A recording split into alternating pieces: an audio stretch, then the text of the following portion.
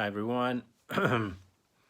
One very important thing to all my friends all over the world, all over Europe and United States, South America, everywhere.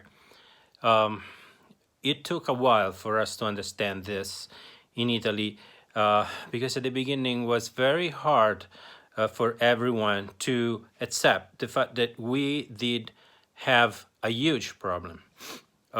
Stay home. Stay home. That's the only way to stop the virus. Now, whether your state decided to make a new rule and force you to stay home, or you didn't, stay home. Stay home for yourself and for the others. If you have the virus, you may not be aware of having the virus. If you have the virus or you are not aware, you're going to spread it around. Second, if you don't have the virus, then if you are home, you don't get it.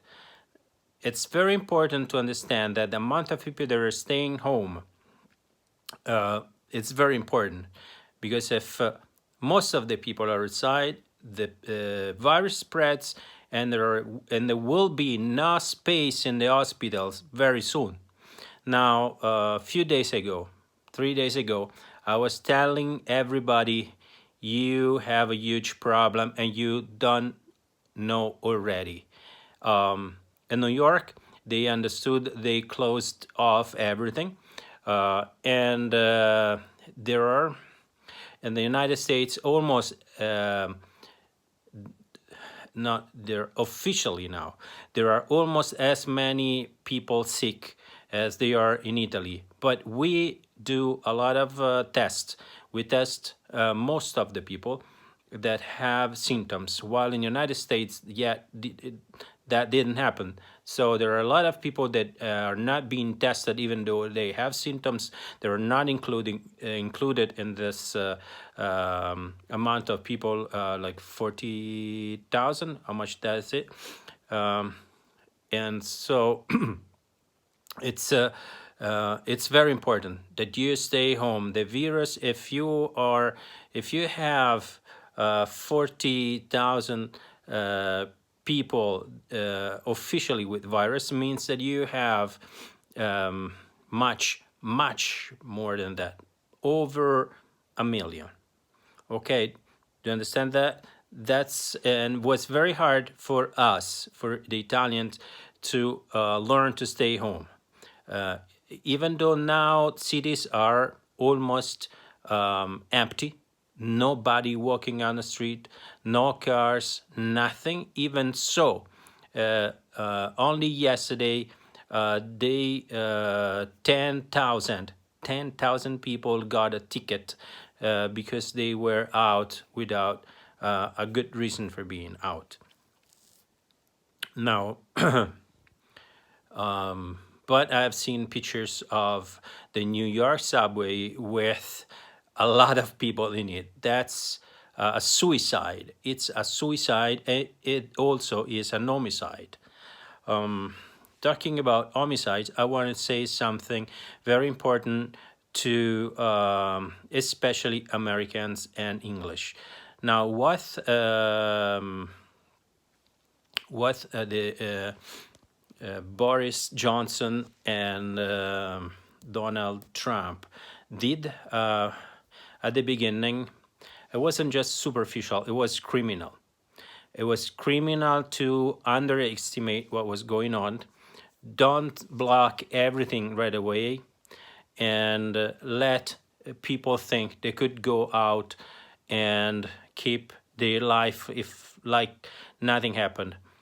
They had not just China, but also Italy as an example, where we, even though we were much more careful from the beginning, from the very beginning, we were much more careful than US and UK. And they all almost right away said to be careful at the beginning.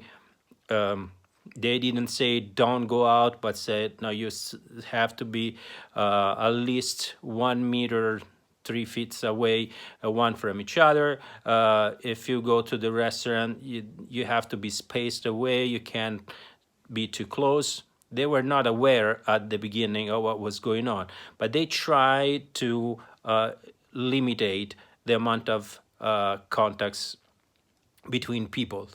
While Boris Johnson was a criminal, saying that to everybody, just keep going on, like if nothing was actually worse, that keep go out more.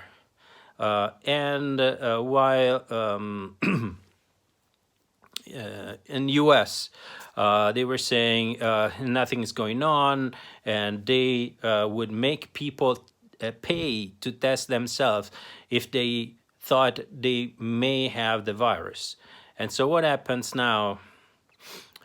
Now, if you think 40,000 people in the United States, if you think that the virus spreads, it doubles up, the amount of people that have the virus doubles up every 2.5 days, and that it takes, in average, 12 days to for the virus to show the symptoms. If you today have 40,000 people with symptoms, means that all these 40,000 people got the virus 12 days ago, at least 12 days ago.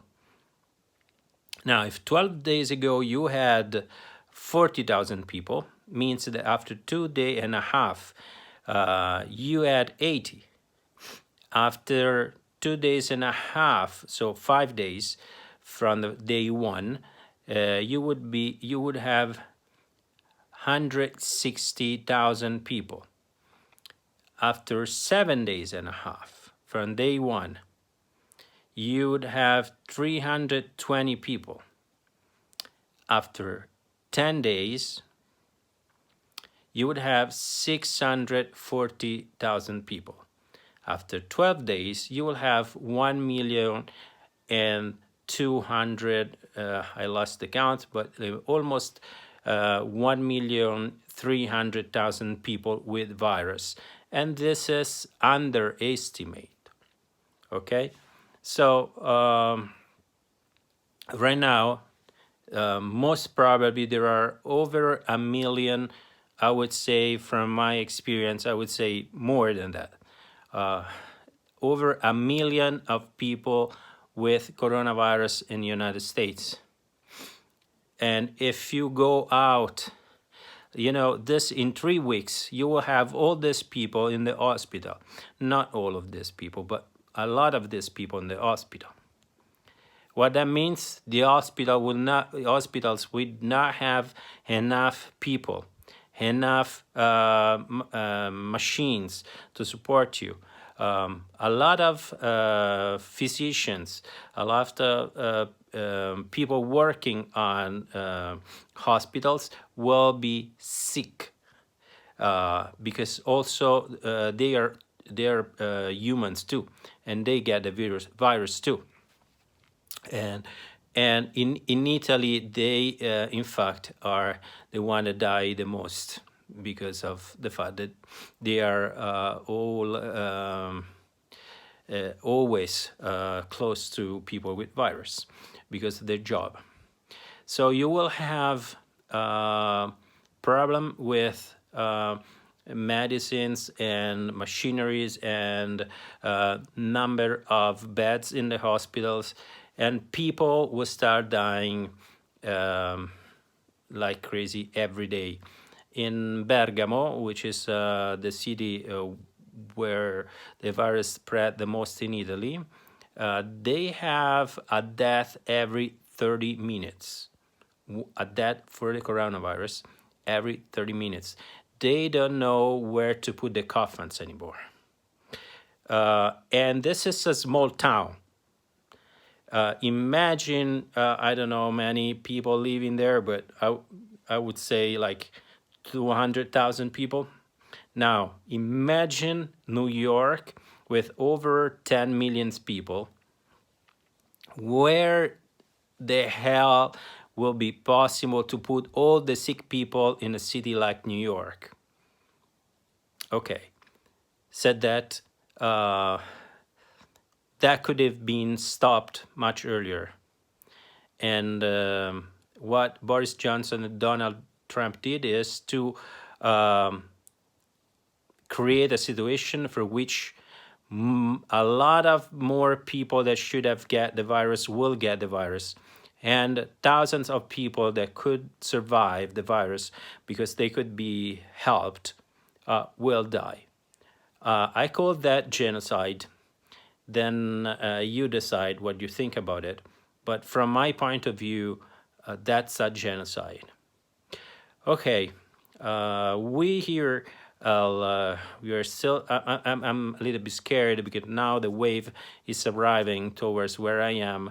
And, you know, I'm scared for the family, for the friends, a little bit for myself as well. Not because I don't think I'm going to get it, but because whatever happens to me, happens to me. It's not a problem. But I mean, that eventually will be hard for the people remaining, not for me. But whatever, life is life. That's part of the life. Dying. If you die, it's because you were alive anyway. See you.